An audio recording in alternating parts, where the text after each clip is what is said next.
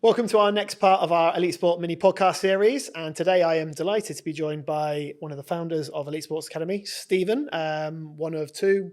Richard can't be with us today. Thank you for taking the time to join me today, Steve. You're welcome. Pleasure having you. Thank you very much. Looking forward to it? Yeah, I mean, it's the first time I've done anything like this. I mean, usually when I do anything like this would be sort of in a school environment with, 600 kids.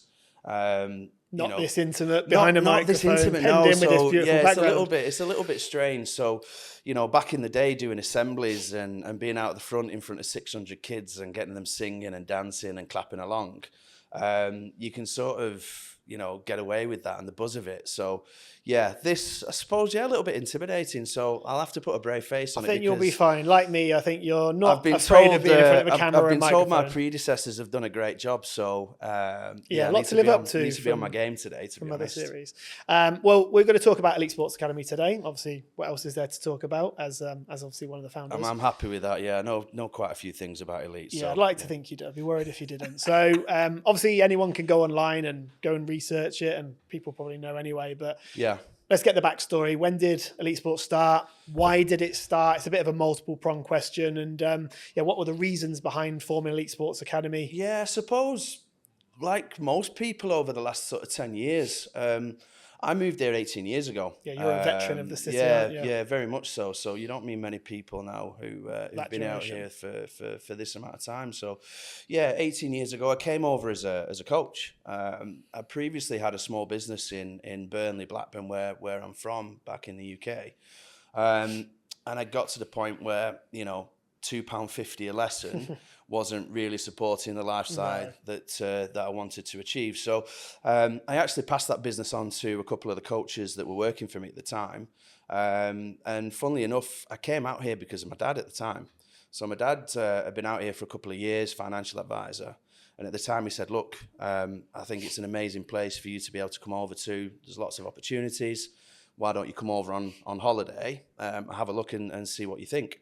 So I came over in August, which blew my mind because when we went from sunbathing to jump in the sea to cool off, that didn't happen because it was like jumping into a bath. But fast forward to coming over here, started off as a coach. And then over a period of around 3 or 4 months, I took on more responsibility. Obviously, with my background of having a company in the UK, there were certain standards that I was used to that unfortunately weren't in place at the company that I joined.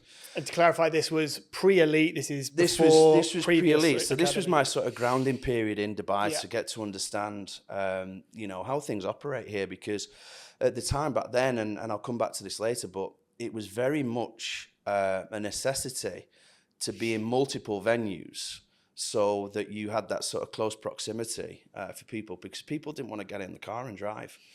Back in the day, 18 years ago, it was an absolute nightmare. If you think it's bad now, then back when with we're very, very lucky in terms of the transport systems now. But back then, you could be in your car for hours. So people wanted, that sort of ability to be able to come along to a session that was no more than 5 minutes away. And to be honest, that's what that was a sort of mainstay of Elite when we launched, is that we wanted people to be able to step out the front door and be at an Elite session all across the city, the country as well now with Abu Dhabi. Yeah, so look, the framework that I put in at the previous company really was the platform for Elite. I sort of made it my own. I took it upon myself to go out to the venues, and it was about knocking on doors, Matt, to be honest. The amount of times I'd just jump in my car and I'd just have an A4 list of schools that I'd go to, and I would literally go into the door, I'd speak to reception, I'd ask to speak to the principal or the head of sport, because that's what it was like back then. You would speak to the principal or the head of sport if you wanted to have your activities into that school. So it was a lot of knocking on doors, it was a lot of rejection at the time. And it was a case of, not taking no for an answer and keep sort of you collect the no's though, and it gets you to yeses, and some of those yeses have gone on and become some of our biggest partners and venues, right? Exactly that. So, knocking on the doors and creating those relationships back then. And then I suppose we got to a point where Richard, who's the other founding partner, Richard actually came over to work for that company, to work alongside myself. So in a weird way, I actually assessed Richard for the previous company. So Richard came across from Qatar. He did a coaching session. I assessed. We met afterwards. I gave him his feedback. As you can imagine, obviously from where we've got to now, the assessment went really well. I thought he was fantastic with the kids. He had very, very good knowledge. And almost sort of, a similar background to myself in terms of how we come through the system, and then got to a point where, he was looking to take on more sort of a management opportunity within sport. This was back at 𝗕𝗃𝗃𝗀𝗏. Yeah, many years ago. This is many years ago. Natural grass pitch back at the time, I think. No, it was still AstroTurf at the time. This was many years ago. So, and then the funny thing was, and he won't mind me mentioning this, I'd sort of built the company myself at the time, and he was the first person that when he came in, he really started to question a lot of elements of the business. And my background was very much sort of front-facing, being the face of things. I'd like to think that I was a very good coach. I don't think that you could take that away from me in terms of the enthusiasm and the knowledge and making sure that it was an amazing experience for the kids.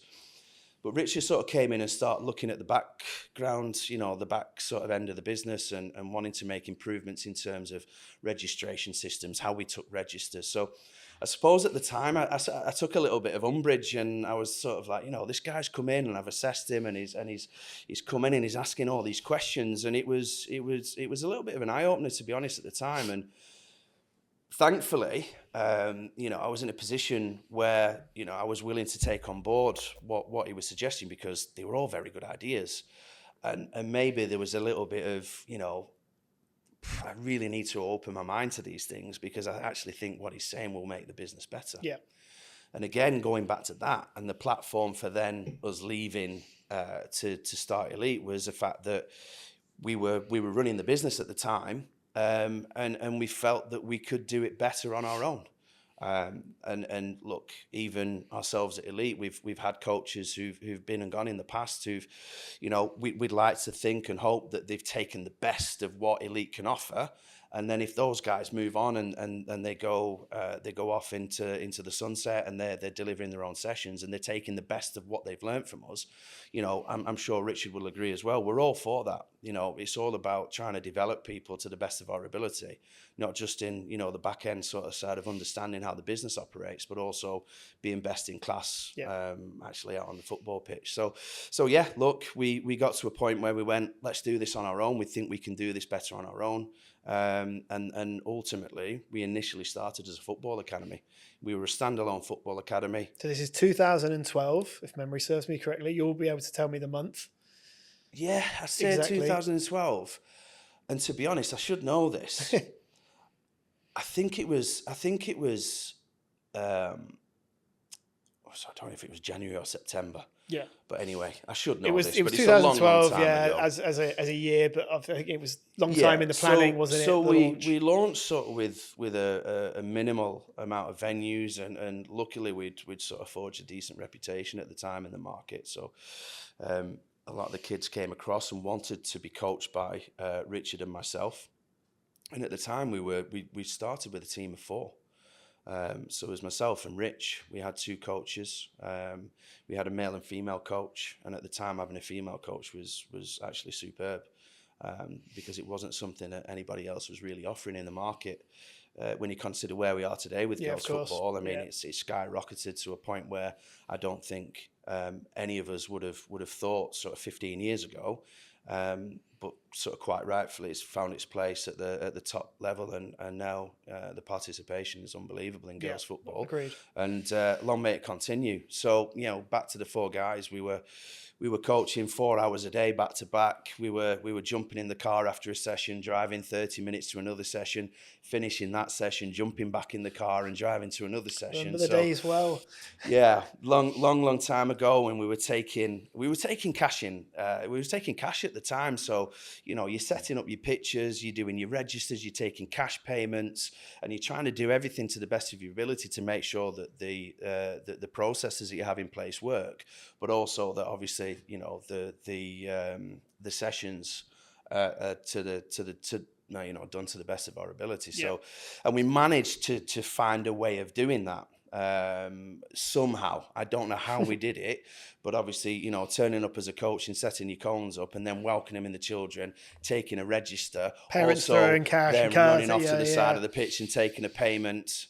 And it's sometimes, and thankfully probably nobody knew about this, but at some of the big locations on the first day of a program, we sat there with 30,000 dirhams in your coaching bag and lots of receipts, and then it'd be straight back to the office to make sure that everything sort of totted up. But from that point to where we are now, I mean, it's a ridiculous amount of growth, and in terms of the processes and everything in place now and how we professionalize, it's a completely different company to 15 years ago. Talk more on about that, about where we've gone, where we've come to, how we've expanded and stuff. So obviously, so you're probably like a year on, you've got your team of 4 at the time, and then obviously it starts to expand, pick up new venues. Am I right in thinking backstory was it one of our venues, Horizon International School, started with 1 child on day 1. Yeah. And then that grew to one of our biggest venues, which has now led to our current venues. At the time,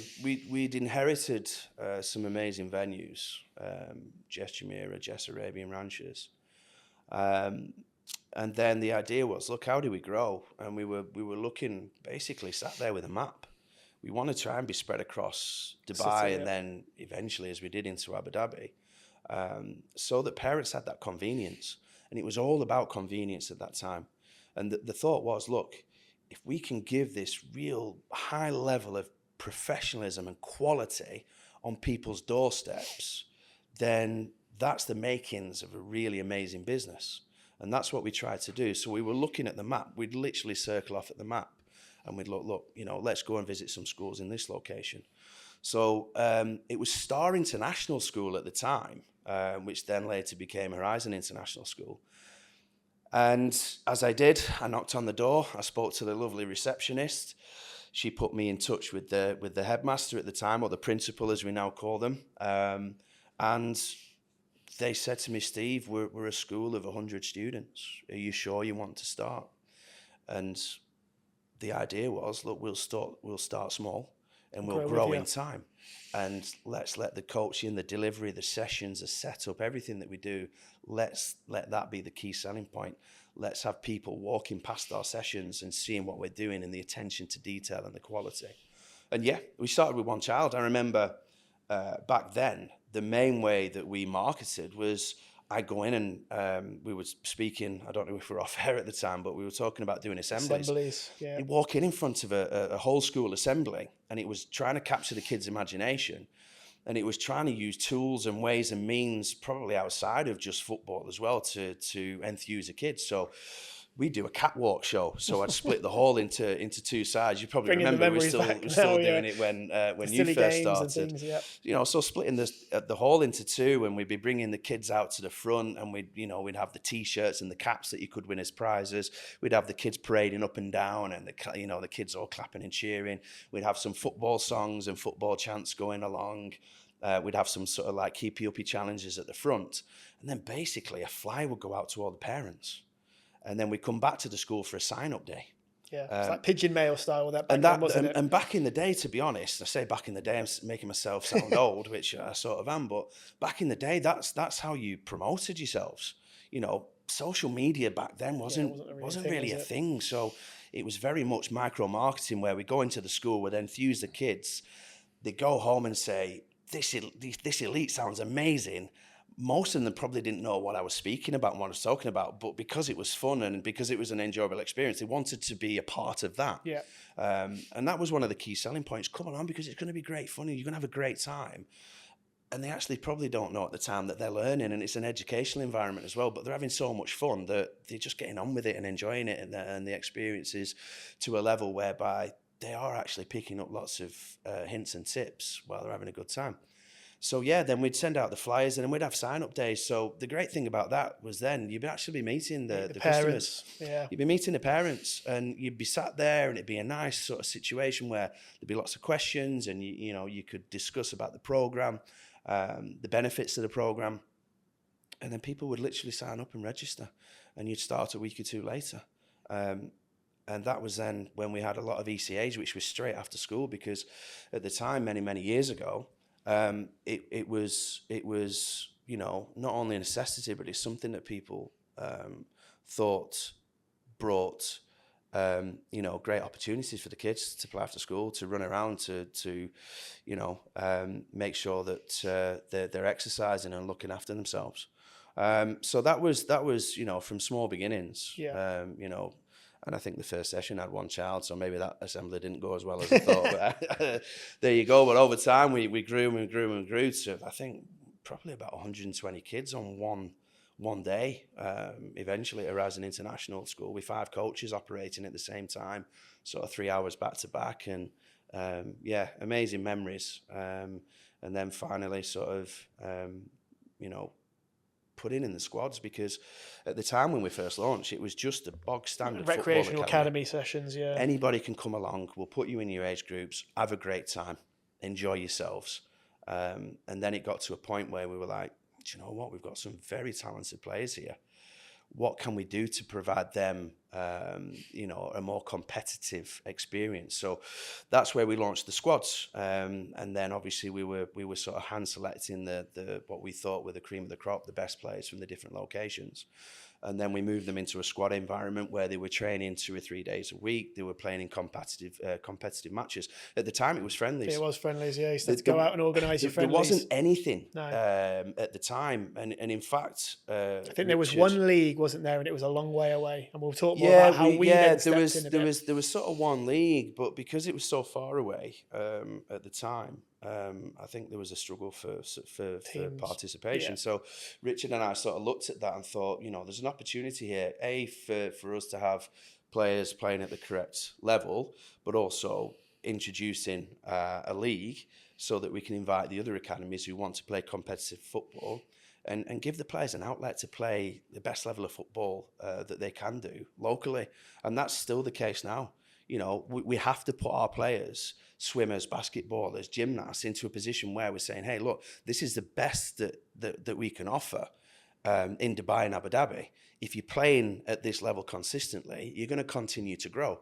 And that's where then, the international competitions, the tournaments, the West Ham relationship, all these things sort of fit into place, so that not only are we offering the children the opportunity to play at the best level here, it's also giving them the platform then to have the confidence and the ability to go abroad, to go to international tournaments and play at a very, very high level. Yeah, so circling it back there, so obviously we touched upon there, we set up a league, which we can talk about. So, and that coincided probably about a year or two into me being in Dubai. I've been here 9 years now. And it was probably just before then where you'd taken it from being just a football academy to a fully fledged sports academy. And we added more sort of strings to our bow. We added swimming. I think you had multiple other sports at the time that you outsourced. And obviously it then grew to gymnastics and basketball. So how did that journey come about? What was the decision making behind that side of things? It was sort of part of the thought process at the time, to be honest. We just wanted to get to a point where, we were considered the best football academy in the UAE. And then there was a huge sort of change in the market around about that time, where the schools started taking the extracurricular and after-school activities more seriously, in terms of them seeing that as an opportunity for their kids to develop outside of the school curriculum. And we found, by speaking to the schools and the PE departments, was that, the PE departments wanted the kids to have that additional opportunity to quality coaching and delivery outside of the school, which would then entail support the school and would help them to obviously create better players, teams that they have competing against other schools, their school, which obviously makes sense. We all want the best for the kids. Yeah. And to be able to slot in after school and then the evening programs for the squads meant that the kids were not only getting quality coaching during the day with their PE teachers, but that almost sort of created a funnel into elite, whereby the kids were then coming into opportunities on an extracurricular activity straight after school. And that was more mass sort of participation. So lots of kids coming in, given the opportunity to play and discover different sports and decide, you know, this is the sport I love. I'm really enjoying doing this. I want to take this more seriously. And then obviously the final sort of, you know, part of that funnel will be into the squads and the competitive players, which, you know, maybe come through that sort of process of enjoying their sports at school, coming into a straight after school club and enjoying their football or whatever sports they were playing, and then sort of picking up that bug and that love for the sport, and then wanting to take it more seriously. And play competitively against the other academies that are in the region. And going back to the question, the school sort of almost dictated that, in that we want you to work with us guys. You know, we see great value in what you're doing in football. Why would we want to go and work with, you know, multiple providers of different sports? We know what we're getting from you guys. We're getting the quality, we're getting the consistency of coaches, we're getting high level. We're getting very good feedback from the parents. We've got a lot of people who are happy with the program. So come and do the swimming for us. Come and do the holiday camps, the multi-sports camps for us. So that's how that came about, really. I mean, it was sort of by default that we were doing such a great job in football, fortunately, that the school saw this opportunity. Well, you know, why don't you do a swimming academy? Yeah. And that was how we started. So we launched the swimming academy alongside the football academy in a couple of schools. That went really well. We were fortunate to have some great coaches at the time, and that's obviously continued. And then probably about 2.5, 3 years ago, we started discussing between myself, Rich, yourself, Matt, and Craig. You know, obviously we were having a lot of success at the time with the football and swimming. What else could we offer? Is there a niche in the market? Is there a gap in the market where we can put in other sports and activities at the same high level that we do in the football and swimming, and give the kids an opportunity and maybe aren't really, you know, too fussed about football and swimming? Of course. Give them that opportunity as well. So that's when those discussions took place, where we considered basketball and gymnastics. And fast forward to where we are now. And again, you know, with Euros, who's an ex-professional basketball player, as you know, managing the basketball department, you know, that's going from strength to strength. Unbelievable amount of participants now across all sort of levels in basketball, through to the sort of highest level where we've got the weekly competitions throughout the age group. So we're giving those kids the opportunity to learn the game, but also put those skills into effect in a competitive environment. That's in-house at the moment, so it's all elite kids from different venues, which is amazing for us to see kids from different venues coming and playing against each other, you know, and having the ability to sort of control that and put together a system and process in place that, you know, not only the kids coming and playing competitively, but there's coaching with, you know, involved in that as well, which is really important to us. You know, look, it's not just a case of throwing a basketball onto the court. You know, it's stop, stand still. It's actually delivering, and it's about improving skills. And then with the gymnastics side of things, again, that grew enormously in the first sort of 6 to 12 months. The nursery side of things, huge numbers in the nurseries, because the boys and girls just want to have fun, and gymnastics is very, very fun. You know, inclusive for all as well. Yeah, from an early age, it's something that everybody can do. So again, it's, you know, seeing these opportunities in the market and putting our stamp on it, because there is an elite stamp for me. There's an expectation, I think, out there in the market that if you're going to an elite session, whether it be a multi-sports camp or a gymnastics session or a swimming session, whatever it is, I think there's an expectation out there that it's done to the best level that you can find in the country. And I believe in that. Yeah, and that's definitely something that has been since day one. The day I walked through, actually not even the day I walked through the door, the day I came in for my my interview, when I came out here and met you, Rich, your dad at the time, who was doing some part-time coaching in the evening. It was always there was high expectations. I remember doing my first sessions and you come in watching, and it would be the feedback behind it, and always making us as coaches be the best that we can be, making sure that the children get the best opportunities, they get the best coaching. And obviously this has been a long journey over the 13 years of Elite, sort of the 9 years I've been here. So obviously filtering on from that, how has the market, Dubai, the ecosystem of how we work with our venues and schools, how has that changed in time? Because there have been big changes and how things operate. What are the big things that you've seen since day dot? Yeah, I mean, when I moved here 18 years ago, there were sort of 4 or 5 prominent football academies, if we just want to talk about football academies. So, and now we're north of probably 200. The suggestion is it's north of 400. Right. And that's... I didn't want to be too outlandish, but yeah, multifaceted sort of, look, and we'll get onto this, but, people who are working in some of the premium schools as we do, look, I believe that competition is a great thing to have because it keeps everybody on the toes. Of course it does.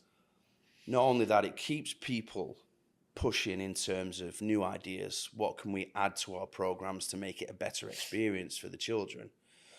And from time to time, and as we've seen, look, we've had academies who have copied what Elite are doing, from the cones that they're using, from the goals that they're using, from the banners that they're using. People take what they see as market leading, they copy it, and they go and put their own stamp on it.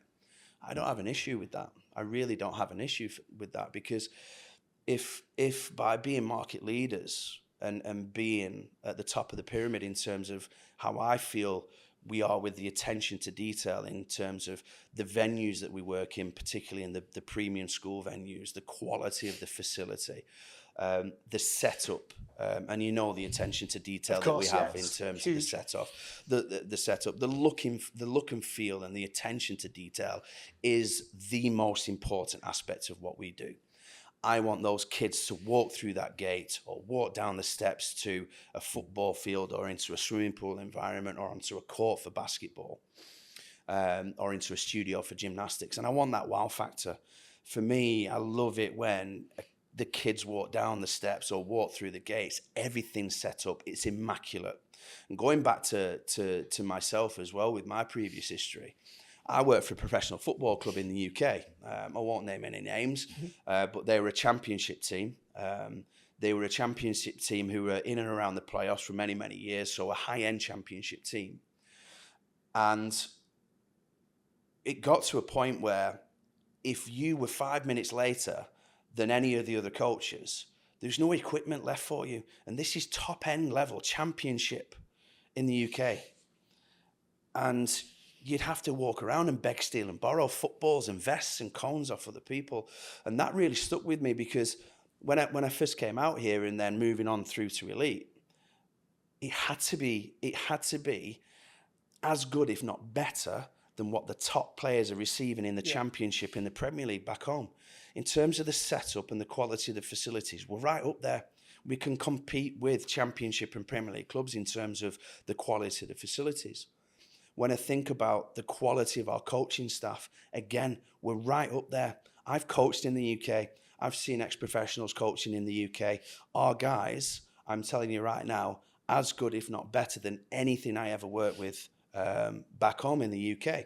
So when you consider that you've got the facilities and you've got best in class in terms of the coaches, there is no reason why every single child that comes through our programs learns and develops to the best of their ability and becomes a better athlete because of that. So going back to the competition, it can be a good thing. One thing I will stress is that, and I'm a parent now of 2 beautiful children, and one thing I would stress is that there is a lot of competition out there. There's some great academies out there. There's some really great academies out there. And in no way am I going to sit here and say that, we're better than everybody else and put anybody else down. There's been other people on other podcasts that have done that. Yeah, and that's not the way we do things. There's some great academies out there across all the different sports, some of our competitors. That's great for the children. And you do see that, in some of the leagues that we participate in now, the level and the quality of player is far and away and above what we used to see 15, 18 years ago. Agreed. Because of the quality of coaching that people are receiving across the board, across the different academies. As a parent, do your due diligence. Yeah. Ask the questions. When we're talking about children, it's very, very important that we understand that we're putting our children in front of the right people. And that is really, you know, as somebody who is a founding partner of Elite and has been involved in the sports industry here for multiple years, I've seen so many academies come and go, crazy selling points that they can't really support and back up. Be careful in terms of doing your research. And when I say that is, make sure that when you're putting your child in front of an adult or a group of adults, make sure that's the right environment for your child. Ask the questions, and it's a tough one for parents, but ask the questions. Have they got the DED license? Do they have the correct insurance? Because what we don't want to have are situations in academies where children are injured and the companies don't have the correct insurance and licenses to back up the ongoing process of dealing with that situation. Yep. We don't want that to happen, because ultimately if that happens, it has a massive negative impact on all of the academies throughout the UAE, because unfortunately what would happen is everybody would be tarnished with the same brush. Of course it would, yeah. So due diligence. I want people to be going out and asking questions, and quite rightly they should be asking us the questions as well. You know, which license are you operating under? What's your insurance? These are the questions that the schools ask us. They have to, you know, and it's something that's happened over the last 10 years where, you know, if you want to get into the premium venues, you have to jump through all the hoops to make sure that you enter that school and that you have the ability to operate out of these premium venues. Do you have the correct license? Are you insured? Your football staff, your basketball staff, whoever your coaches are, do they have the correct qualifications? Visas, Emirates IDs, coaching quals. I'm seeing it out there, and I'm sure, you know, anybody who's driving around, you'll see people working out of parks. You know, we can all throw a bag of footballs on our shoulder and we can all sort of, you know, do a quick social media campaign and have 15, 20 kids running around a small park. I think that's the bit that a lot of parents and our customers will look past. Is that the right environment for your child? For some people, it may be. Yeah. And good luck to those people. But God forbid there is an issue. That's where you need to be asking those questions. Yeah, the coaching qualifications. You know, to be honest, I've just been listening to the Overlap podcast as I came in. And the playoff final this weekend is kicking off at 3:01. So they're delaying it by a minute, and the idea is it's through the British Heart Foundation. So they're trying to get, I think it's 290,000 fans to be able to administer emergency aid for people who have heart issues. And I think by the end of the playoff final, they're looking at 360,000. And that brings me down to emergency aid. Have the coaches, have the administrators at the venues, do they have the tools to be able to deal with injuries, with issues? That's a necessity. It's an absolute must and necessity when you're dealing with children. The other questions I would ask as well are quite simple questions in terms of what's your program? How are you looking to develop the players? You know, and ask the right questions, because ultimately we're putting our children in front of people that we may never have met before. We don't know their background, we don't know their experience. You can sell something all singing and dancing for any company saying that we're this, that, and the other, but ultimately, and I think where our success is, that it comes down to the person that you're putting in front of the children. Yeah, of course. And you'd ask the same questions if you're looking for the school for your child, or if you're buying a car, you want to know the mod cons and stuff. You're booking a holiday, what does my hotel offer? You want to make sure your car's insured for a start. That's absolutely one, And you know, you're not going to put your child into a car without seatbelts. No. I think it's the same thing. I'm not going to put my children in front of somebody who I haven't done my due diligence for.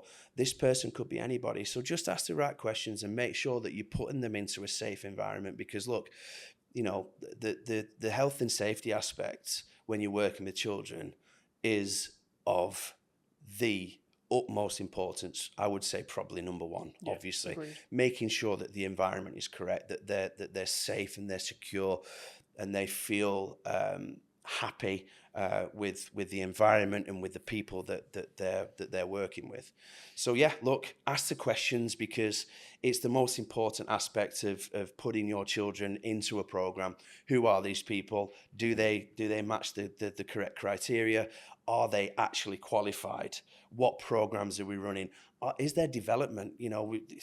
Look, if you're working out of a park, you're certainly not playing football matches in a competitive league. So make sure you do your due diligence and make your checks, because it's the right thing to do. Yeah, super important. And look, I'm going to move it on, because talking about obviously where we've come from and all the behind the scenes stuff in great detail, and I could talk to you for hours. We're probably two of the most vocal and chatty in our business, or two people. Kids are looking at me now that you'd meet. I don't know, but 3 more final points. Obviously, want to touch upon before we round off. One would be potential future plans. In the last year, we launched in Riyadh, in the Kingdom of Saudi Arabia, which Richard, who obviously not with us today, has been sort of spearheading more that side of things. Do we have any inside information on what the plans for Elite for the future are? Obviously not to only maintain what we're doing, but other areas, regions, sports. Look, it's about footprint. Yep. So it's about, again, going back to the first question, when we started about that convenience. We want people to have access to the best in class. I don't particularly think that's having one central venue and asking people to travel far and wide. Puts a lot of pressure on parents. And as Dubai does this, as I've become a parent, I know how much time I spend in the car, picking up, dropping off. And what you could do in that time. For various activities. So to have that convenience and to be no more than 5-10 minutes away from anybody, no matter where you live, is very important. So in answer to your question, number one, we're looking to expand our footprint. Now, there's 2 ways to look at footprint. You look at it within Dubai and Abu Dhabi, more venues, more opportunities. Footprint in terms of the countries that we operate in. So we launched in Riyadh back in April, and we're very fortunate that we've got already very, very strong numbers. We've got some amazing kids participating. We've actually in Riyadh probably got a jump start on what we managed to achieve in the UAE, because we've managed to be able to put everything that's been positive about the UAE. We've been able to sort of transfer replicate that over it there with a good team of. We've got an amazing team, coaches as well. We've got the management and the coaches. Again, we are elite. We build our reputation. We don't come with a sort of a name to our brand. The brand has been created about throughout the quality and the service and everything else. So moving across against another country that had never heard of Elite, again, it's trying to stamp that authority on. We believe we are best in class. We believe if your children come to us, they will have an amazing experience above and beyond potentially what they're having now.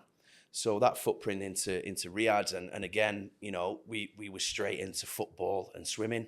The gymnastics as well has gone down very, very well.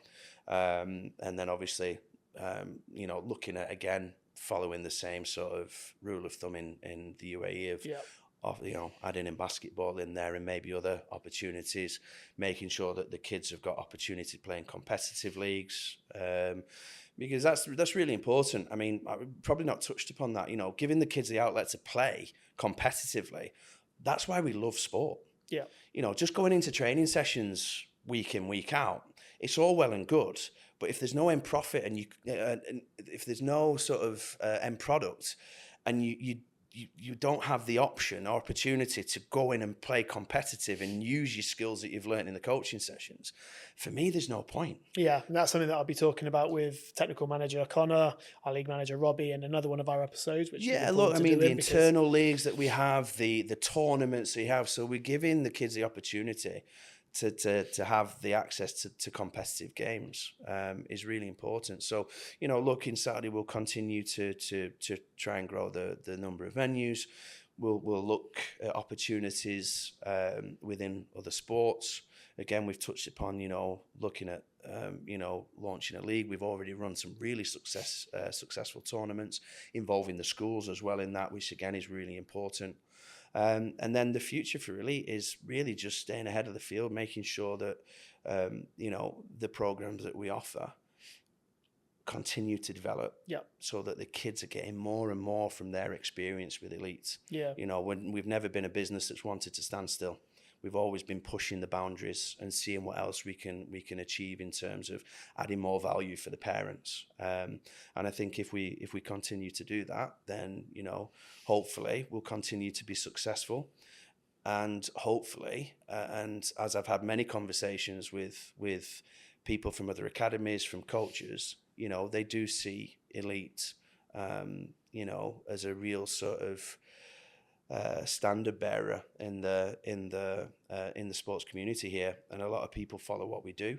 A lot of people try to sort of get that look and feel element that we've managed to achieve at elite, and put it into practice in their own businesses. And again, if we're inspiring the next generation of coaches, and we're inspiring people who are coaches who want to then go into management and start their own academies, and if we can be that market leader and we can have that ability to stay on top, and keep pushing the envelope, then I think we're in a really good position, because that's one of the things I'm most proud about, is that, people do take what we do and they run with it.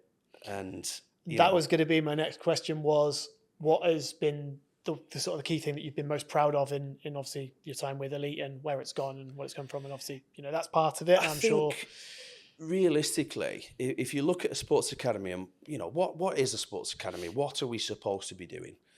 We're supposed to be developing skills. We're supposed to be developing human beings. We're supposed to be in a position where we have great people, great coaches in front of children who hold them with such a sort of high esteem. Because back in the UK and around the world, we were fortunate enough to go and watch our heroes. Of course, yeah. I supported Blackburn Rovers, so my heroes when I was growing up was people like Alan Shearer. I got to watch him. The kids here don't always have that opportunity. A lot of what they take in and a lot of their content is on YouTube, watching videos of greatest goals, and maybe watching some of the Premier League, the Champions League on a weekend. So realistically, and the great position that we have as coaches is that we almost replace what we used to look up to, professional athletes, and the kids in our sessions actually look up to us as those people. So we have a massive impact on these children. So continuing to have that massive impact on the children, and making sure that we continue to develop their physical skills, and also we're trying to create well-rounded individuals.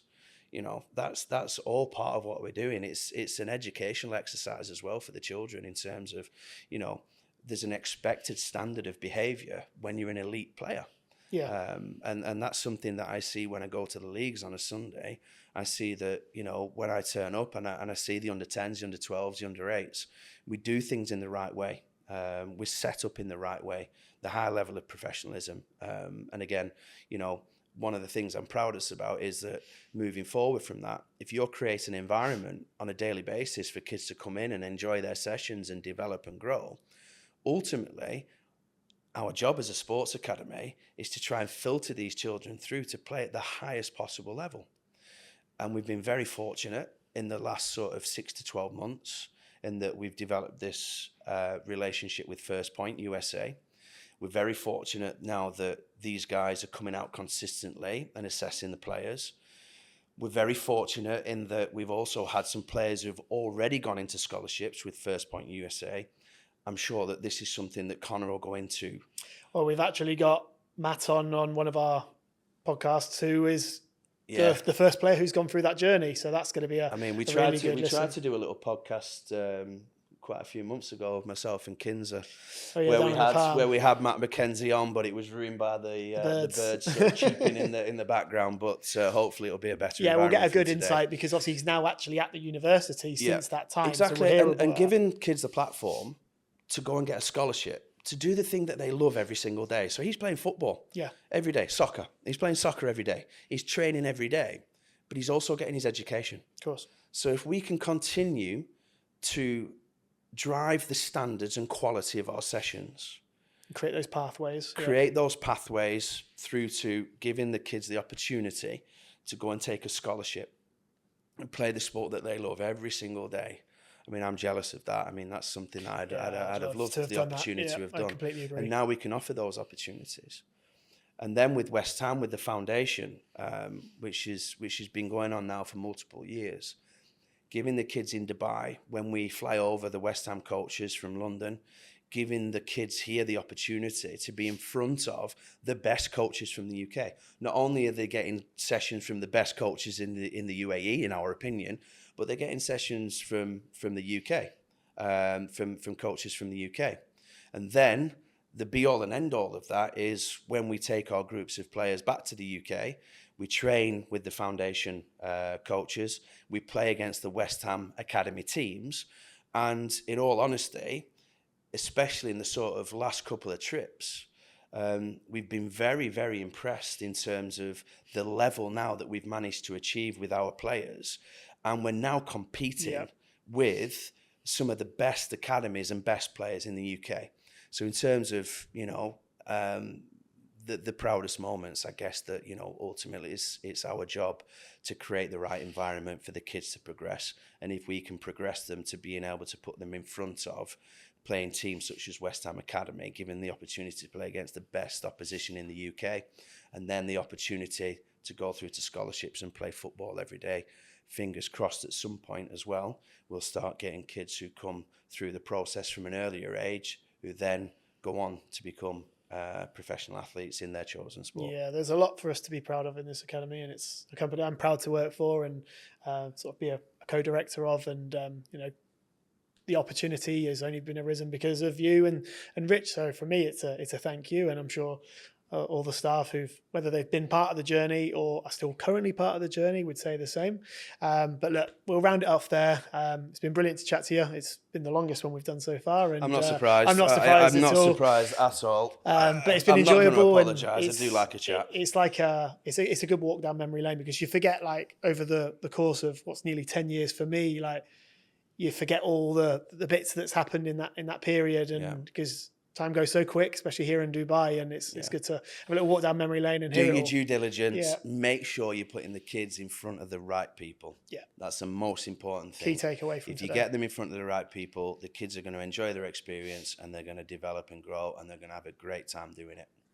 Perfect. Thanks, Matt. Thanks, Steve. Been a pleasure. Thank you very much. Cheers.